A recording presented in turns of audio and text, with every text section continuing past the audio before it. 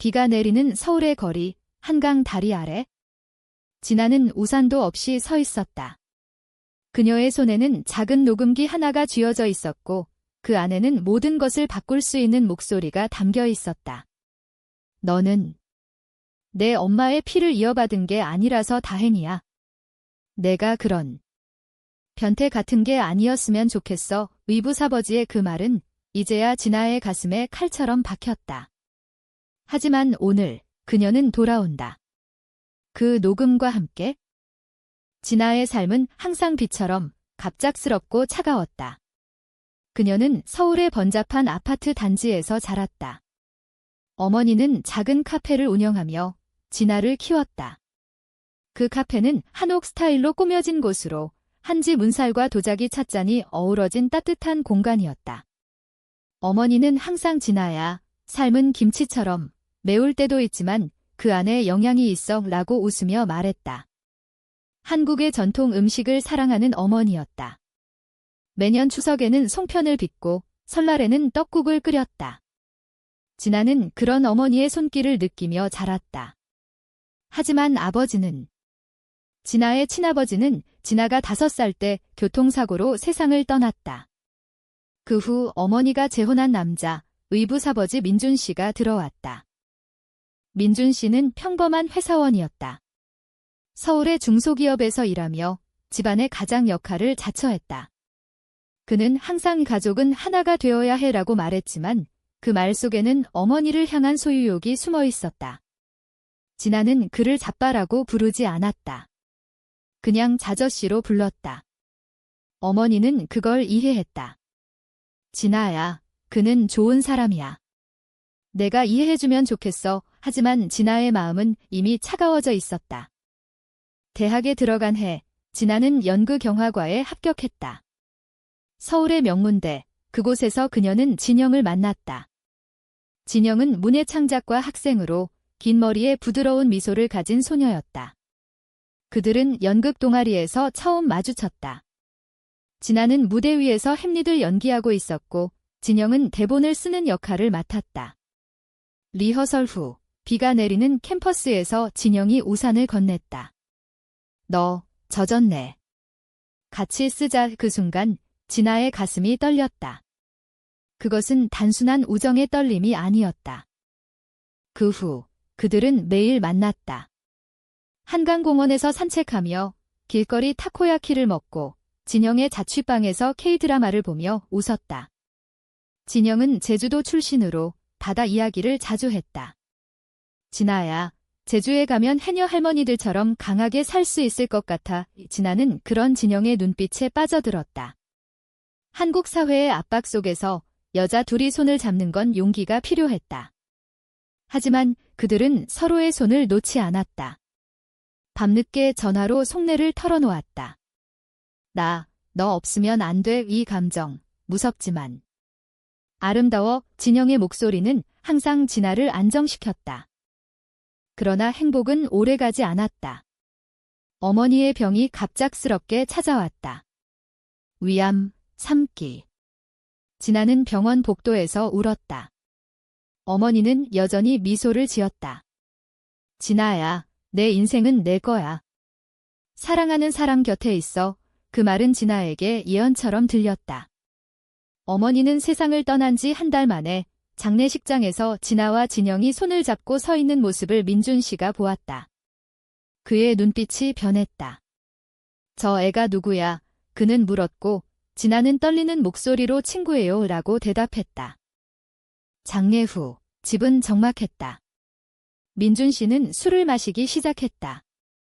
한국의 전통 장례식처럼 상례 기간 동안 이웃들이 조문왔지만 이제 집은 텅 비었다. 진아는 어머니의 카페를 물려받아 운영하려 했지만 민준 씨가 막았다. 내가 혼자서 내가 관리할게. 그의 말투는 점점 거칠어졌다. 어느 날 밤 진아가 진영과 통화하는 소리를 들었다. 사랑해, 진영아. 그 순간 문이 벌컥 열렸다. 너 뭐라고 했어? 사랑. 그게 무슨 소리야? 민준 씨의 얼굴이 일그러졌다. 진아는 핸드폰을 떨어뜨렸다. 아저씨, 하지만 그는 듣지 않았다. 내 엄마가 살아계실 때도 내가 이상하다 싶었어. 여자애랑 그렇게 붙어 다니고. 이건 병이야. 한국에서 이런 건 용납되지 않아. 그의 목소리는 집 안을 울렸다. 진아는 충격에 얼어붙었다. 민준 씨는 한국 사회의 보수적인 가치관을 내세웠다. 가족의 명예, 이웃의 눈치. 내가 우리 집을 더럽히면 안 돼. 그날부터 지옥이 시작됐다. 민준 씨는 진아의 전화기를 빼앗고 진영과의 연락을 차단했다. 너는 치료가 필요해. 상담소에 데려갈 거야. 그는 동성애를 치료할 수 있다는 구시대적인 생각을 고집했다. 진아는 울며 어머니의 사진을 안고 잠들었다. 꿈속에서 어머니가 말했다. 진아야, 도망치지 마오. 내 사랑을 지켜. 민준 씨의 압박은 점점 심해졌다. 그는 진아를 회사 동료에게 소개하며 딸이 요즘 친구들 때문에 이상한 길로 가서 걱정되라고 말했다. 이웃 아줌마들은 수근거렸다. 요즘 애들 드라마 보고 이상한 생각하나 봐. 한국의 공동체 문화 속에서 소문은 바람처럼 퍼졌다. 진아는 카페에서 일하다가 손님의 시선을 느꼈다. 저 애, 어머니 닮았네. 하지만 요즘 애들처럼 자유분방한가 봐. 그녀는 속으로 울었다. 진영은 포기하지 않았다. 캠퍼스에서 기다리며 쪽지를 남겼다. 진아야, 내가 기다릴게. 우리 사랑은 진짜야. 진아는 몰래 그 쪽지를 읽고 가슴이 아팠다. 그들은 한강에서 다시 만났다. 비가 그친 오후, 강변에 앉아 서로를 안았다. 아저씨가 나를 지우려고 해. 레즈비언이라고. 진아의 눈물이 흘렀다. 진영은 그녀의 손을 꼭 쥐었다. 우린 잘못한 게 없어. 한국도 변하고 있어? 봐, 서울 프라이드 행진 봤어? 수천 명이 손잡고 걸었어. 그날 그들은 미래를 꿈꿨다. 제주도로 가서 작은 게스트하우스를 열자고. 해녀처럼 바다 앞에서 자유롭게 살자. 진영의 말에 진아는 웃었다. 그들의 키스는 부드러웠다. 바람에 흩날리는 머리카락처럼 가볍고 따뜻했다. 하지만 현실은 잔인했다. 집에 돌아온 진아를 기다린 건 짐이었다. 오늘 나가. 내 엄마의 유산은 내가 관리할 테니 너는 혼자 살아. 민준 씨의 말은 차가웠다.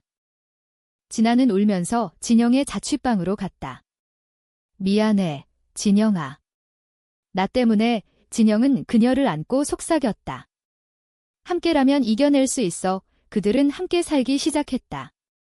서울의 오래된 골목, 종로 근처의 작은 원룸. 아침에 김밥을 싸먹고 저녁에 라면을 끓였다. 한국의 젊은 커플처럼 그들은 소박한 행복을 찾았다. 진영은 시를 썼다. 너의 눈빛은 한라산의 안개처럼 나를 감싸 안아. 진아는 그 시를 읽으며 눈물을 흘렸다. 하지만 민준 씨는 멈추지 않았다. 그는 변호사를 고용해 어머니의 유산을 독식하려 했다. 진아는 미성숙해. 동성애 때문에 정신이 불안정해. 그 소문은 진아의 학교까지 퍼졌다. 교수님은 조용히 물었다. 괜찮아. 필요하면 상담해. 진아는 고개를 저었다. 그녀는 강해지기로 했다. 몰래 녹음기를 들고 민준 씨를 만났다. 카페에서 어머니의 빈자리에 앉아. 아저씨, 왜 그래요? 엄마가 돌아가신 후로 나를 미워하는 거예요. 진아의 목소리가 떨렸다. 민준 씨는 비웃었다. 미워. 내가 우리 가족을 망치는 거지? 내 엄마가 알면 실망할 거야. 레즈비언. 그건 병이야. 한국에서 그런 건 가족의 치욕이야. 이웃들이 어떻게 봐? 추석의 가족 모임에서 내가 손녀처럼 굴면 그의 말은 녹음기에 고스란히 담겼다. 내가 내 엄마랑 결혼한 건 내 덕분이 아니야? 내가 없었으면 좋았을 텐데. 이제 사라져. 유산도 내 목 없어. 진아는 그 말을 듣고 무너졌다. 녹음기를 쥔 손이 떨렸다. 집으로 돌아오지 않고 그녀는 사라졌다. 진영은 미치게 찾았다. 진아야, 어디야? 나 없이 가지 마. 전화는 꺼져 있었다. 진아는 서울역에서 기차를 탔다. 부산으로. 바다를 보며 생각했다. 엄마, 나 어떻게 해? 바닷가에서 그녀는 울었다. 한국의 겨울바다는 차갑고 파도가 그녀의 슬픔을 삼켰다. 며칠 후 진영은 경찰에 신고했다. 연인이 사라졌어요. 제발 하지만 경찰은 성인인데 그냥 싸운 거 아니야 라고 했다. 한국의 사회에서 동성 커플의 실종은 우선순위가 낮았다. 진영은 혼자서 서울 거리를 헤맸다. 명동의 불빛 아래 진아의 그림자를 찾았다. 그녀의 시집에 진아의 빈자리는 서울의 지하철처럼 끝없이 이어져라고 썼다. 부산의 바닷가, 진아는 작은 여관에 머물렀다. 창밖으로 보이는 해운대 해변은 사람들로 북적였다.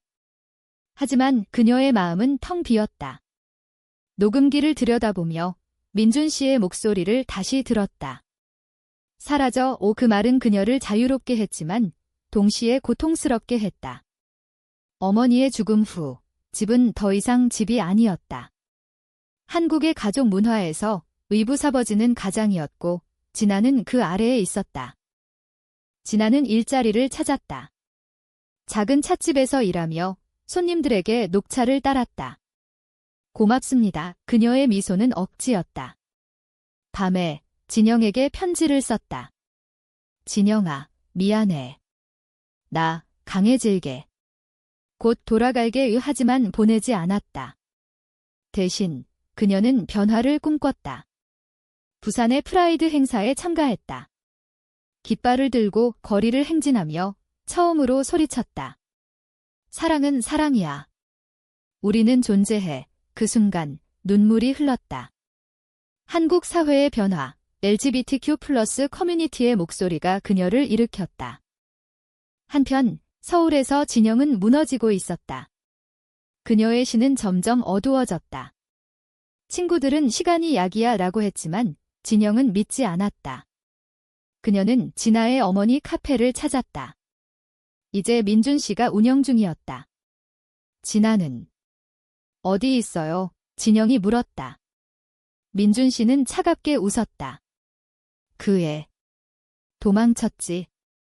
내 탓이야. 그런 관계 때문에 진영은 분노했다.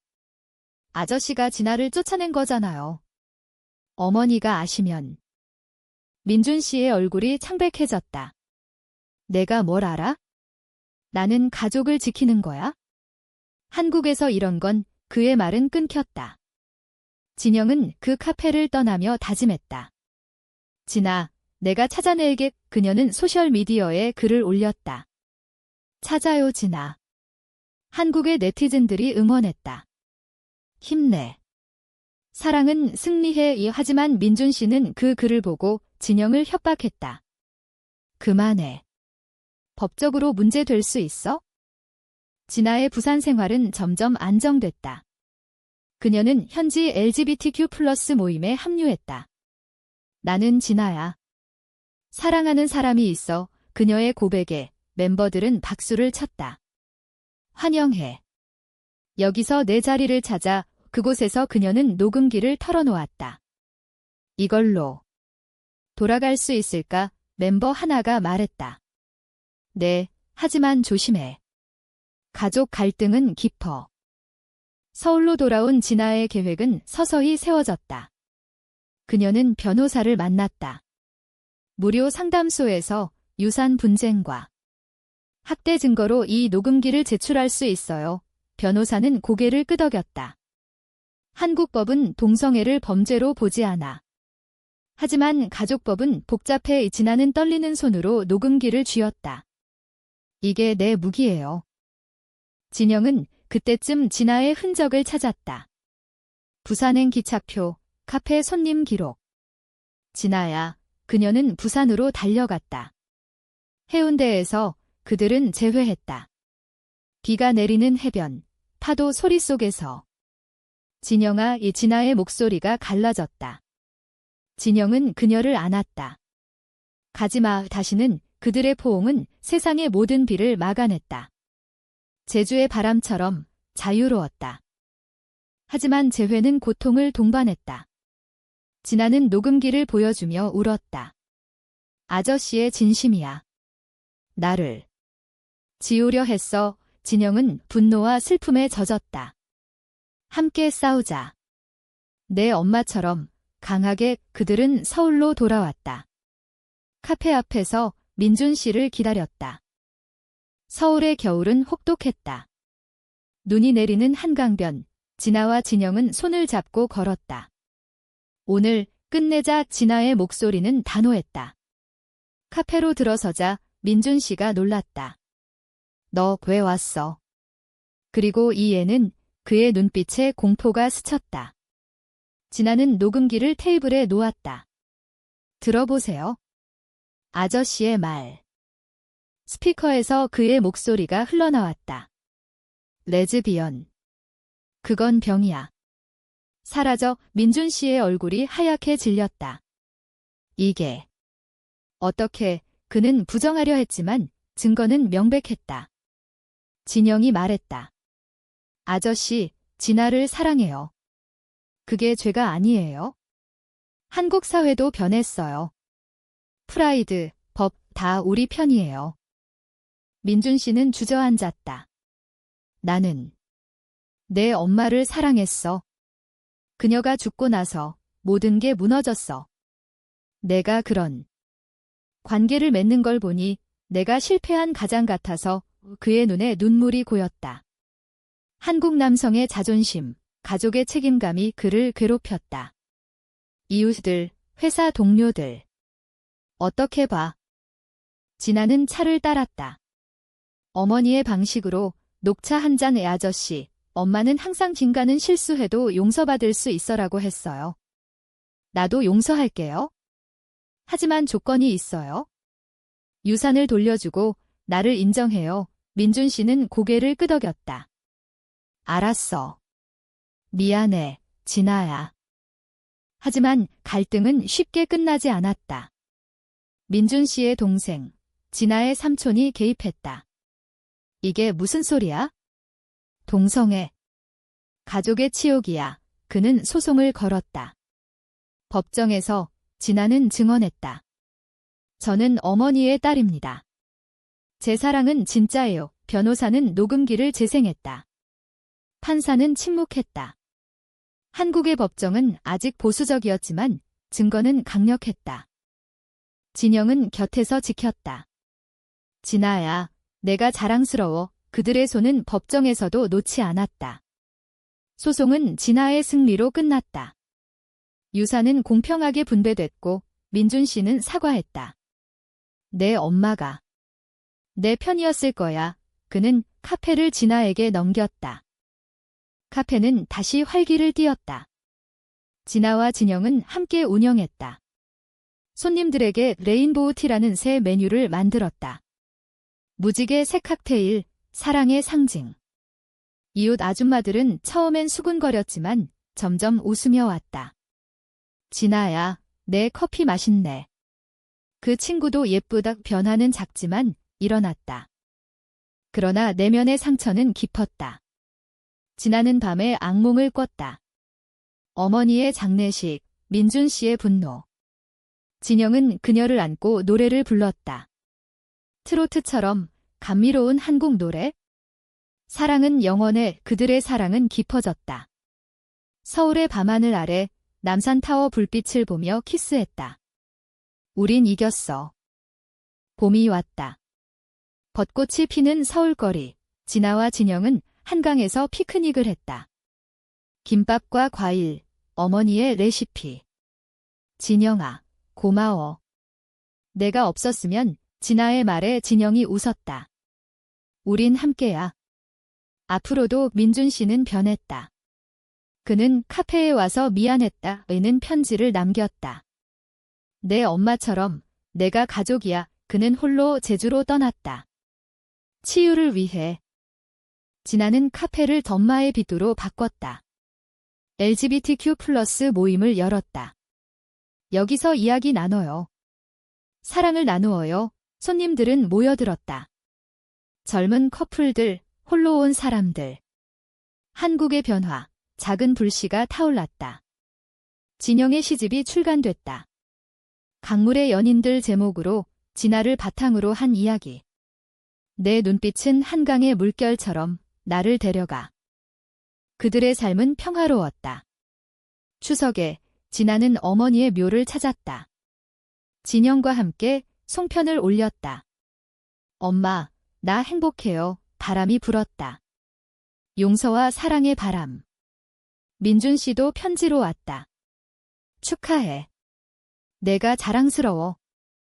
결말은 비극이 아닌 희망이었다. 진아와 진영은 제주로 여행 갔다. 해녀 할머니를 만나 바다를 보며 약속했다. 영원히 함께. 한국의 바다는 그들의 사랑을 안아주었다. 녹음기는 이제 추억의 물건. 돌아왔어. 모든 게.